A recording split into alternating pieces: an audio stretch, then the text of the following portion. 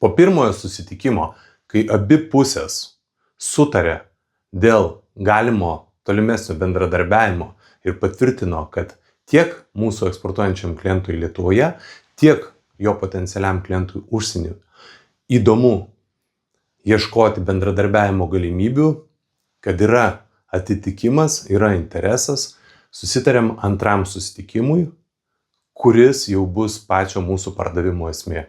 Tai yra, padedam klientui paruošti kelis alternatyvius pasiūlymus, tuomet pereinam prie derybų, iš anksto būnam paruošę derybų strategiją ir deramės, jeigu reikia, pagal bruožus ir išskirtinumus.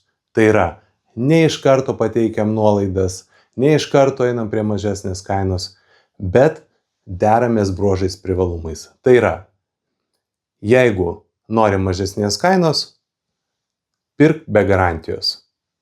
Jeigu nori garantijos, papildomos ilgesnės, dar papildomai yra papildoma garantijos kaina.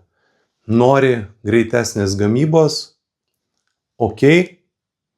padaryk visą pilną išankstinį apmokėjimą ir taip derybų būdu einam prie susitarimo ir aptariam pirmuosius žingsnius. Tikėtis, kad iš karto pakeis savo esamus tiekėjus, pereis prie mūsų, nelabai tikiu. Tai čia apsibrėžiam, kaip mes padarysim pirmą žingsnį.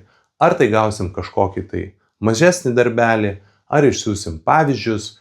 Visą šitą mes atiderinam su savo klientu, idant žengti tą svarbų pirmąjį žingsnį.